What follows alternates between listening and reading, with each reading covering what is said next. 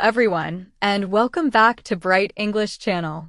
I am so happy you're here with us today. This episode is one I have been really excited to record. Yes, and today's topic is something that every single English learner deals with, and it is one of the biggest things holding people back from real fluency. We are talking about how to train your brain to think and speak in English without translating from your native language in your head. No more stopping, no more freezing, no more slow thinking.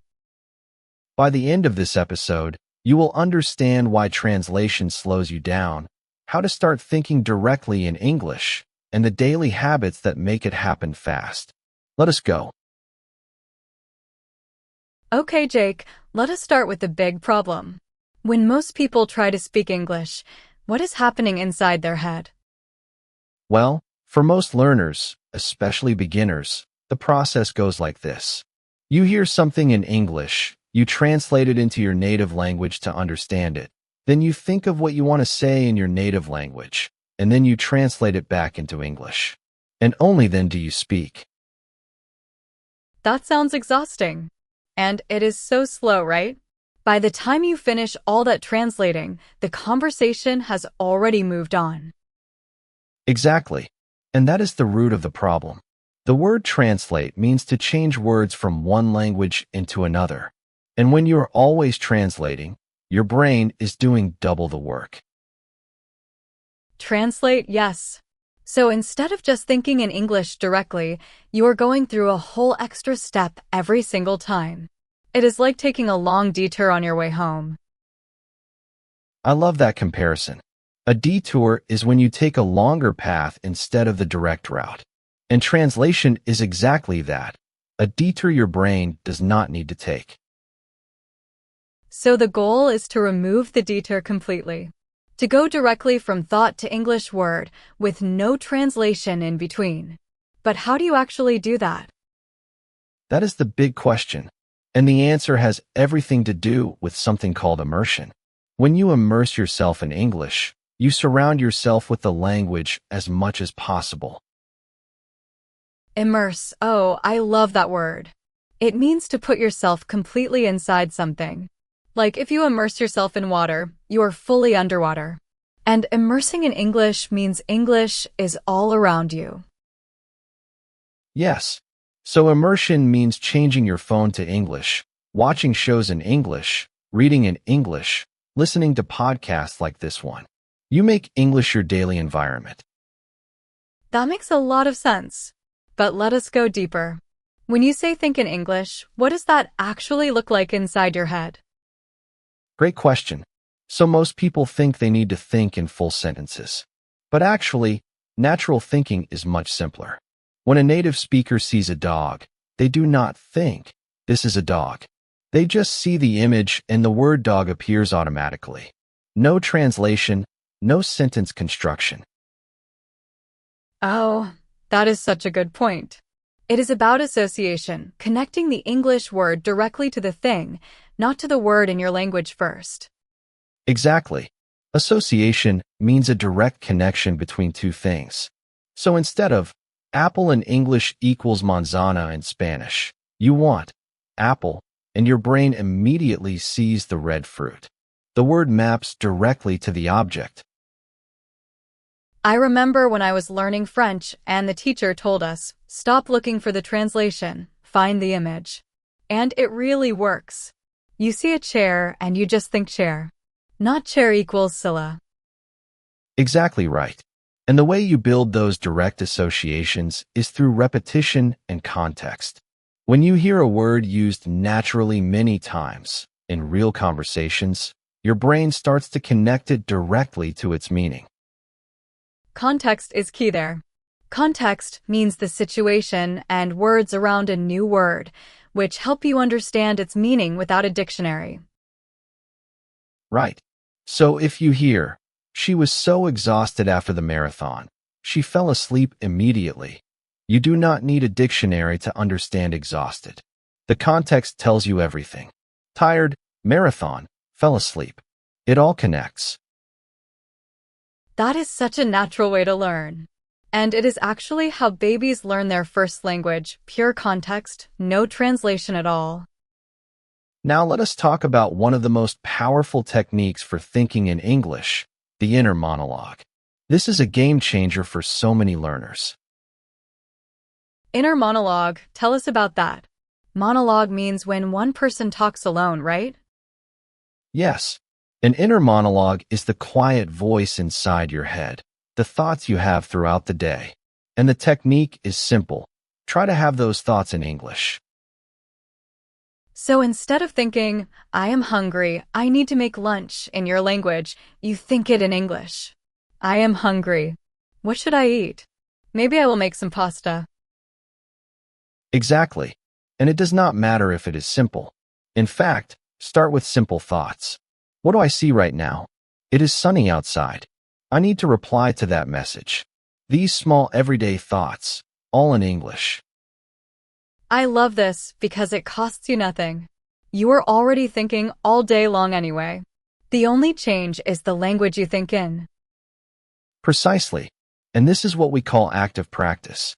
Active means you are consciously choosing to use English, not just passively listening to it. You are making an effort. Active practice, yes. So watching a film in English is passive, you receive English. But doing the inner monologue is active, you are producing English, even if no one hears it. And the more you produce English, even silently, the faster your brain rewires itself. Rewire means to change the connections in your brain so things work in a new way. Rewire. I love that word. Like rewiring a house, you change how the electricity flows. And in your brain, you change how language flows. That is a perfect way to say it. And the beautiful thing is, the brain is flexible. Scientists call this neuroplasticity. It means your brain can form new connections at any age. You are never too old to rewire your brain for English. Oh, that is so encouraging. So the science is on our side. Your brain wants to adapt. You just need to give it the right input and practice. Okay, so let us get really practical. What are the specific daily habits that help you train your brain to think in English? Yes, give us the habits, Jake. All right, habit number 1, label your world. When you wake up in the morning and you look around your room, name everything you see in English. Phone, window, pillow, lamp, ceiling, just quietly in your head. Oh, I love that. It is so simple but so powerful. You are building vocabulary in the most natural. Habit number 2, talk to yourself out loud. When you are cooking, getting dressed, or doing anything routine, describe what you are doing in English. I am chopping the vegetables. The water is boiling. I need to add a little salt. This is brilliant because you are practicing complete sentences in a real situation. And no one can judge you because you are alone. It is the safest speaking practice there is. Exactly. And habit number 3, keep an English thought journal. Every evening, write 5 to 10 sentences in English about your day. Not perfect sentences, just honest, simple thoughts. A journal. That means a personal notebook where you write your thoughts regularly. And writing is actually very connected to thinking. When you write in English, you are practicing thinking in English at the same time. Exactly right. Writing slows your thoughts down enough to notice them. You see your own thinking patterns. And over time, you start to think in the same phrases you have been writing. So writing trains speaking. That is a connection a lot of people miss. And habit number 4, consume English content that is just above your level. Not too easy, not too hard. Linguists call this comprehensible input, content you can mostly understand, with a little bit of stretch. Comprehensible means you can understand it. So comprehensible input means content you can understand, but with some new words mixed in so you are always learning a little more. Exactly. If everything is too easy, your brain gets lazy. If everything is too hard, your brain gives up. The sweet spot is that zone where you understand about 70 to 80%, and the other 20% is new. That sweet spot is where real learning happens. And podcasts like ours are perfect for that, by the way. Just saying. Huh, absolutely. And habit number 5, and this is the hardest one for many people, resist the urge to translate. Resist. That means to fight against something, to not give in to it. So resist the urge to translate means, when you do not understand a word, do not immediately reach for a translation. Try to understand from context first.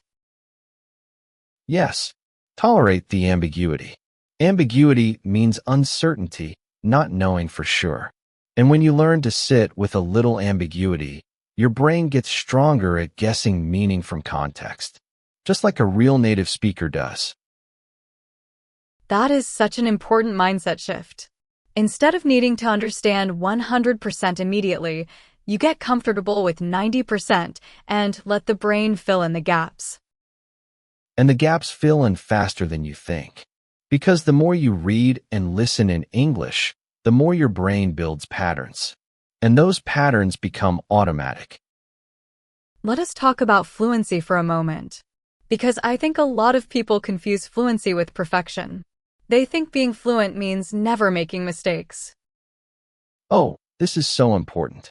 Fluency does not mean perfect. Fluency means flow. It comes from the same word as fluid, like water flowing smoothly. When you speak with fluency, your words come out smoothly and naturally, even if they are not always 100% correct.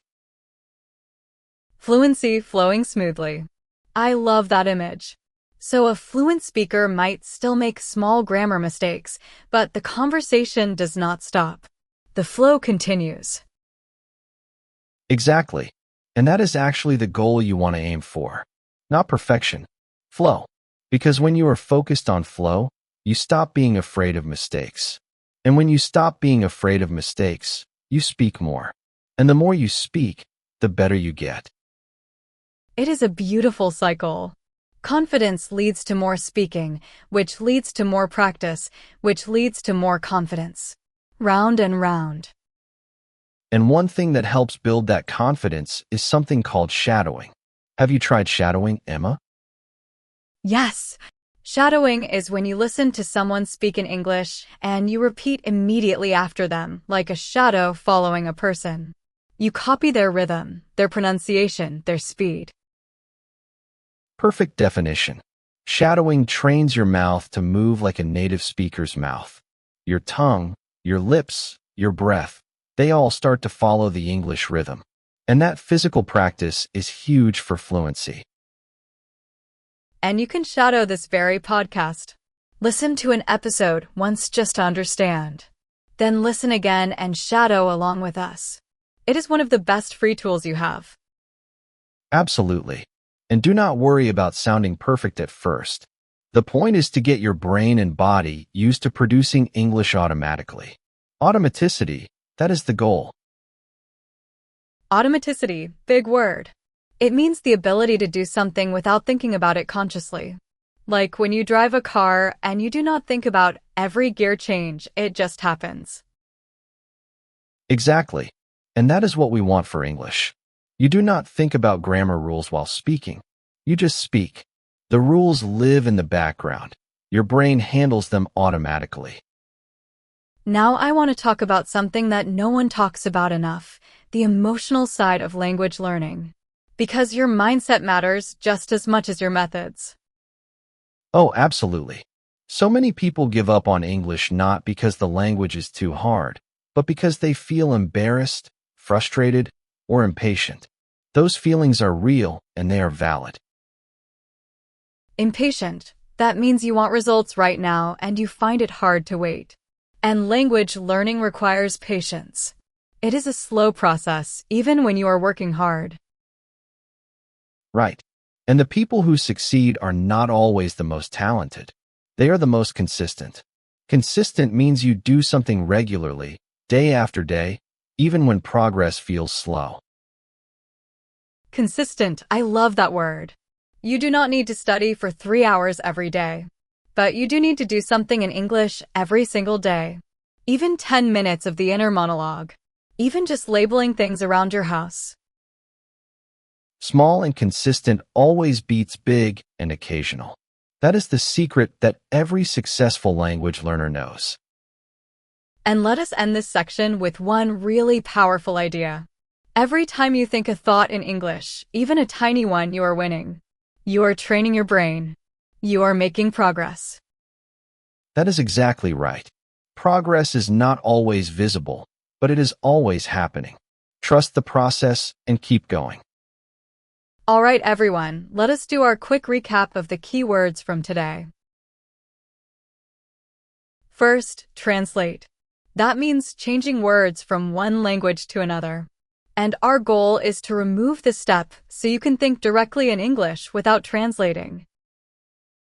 Next, immerse.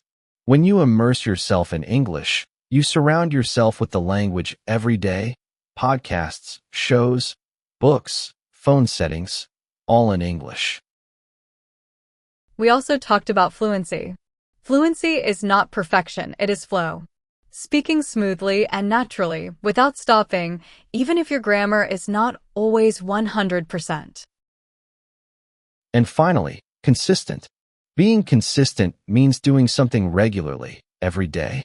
Even small actions, done consistently, lead to real results over time. And there were so many more great words today: context, association, inner monologue, active practice, rewire, shadowing, automaticity. You learned a lot. You absolutely did. And I want you to remember something. The fact that you are here, listening to this episode in English, is already proof that your brain is training. Right now, at this very moment, you are making progress. Be proud of yourself. Keep going. Now here is today's fun question for the comments. What is one thing in your daily life you are going to start thinking about in English? Tell us below. We love reading every single answer. Yes, write it down. And if you enjoyed today's episode, please give it a like, subscribe to Bright English channel, and share it with a friend who is working on their English. We will see you in the next one.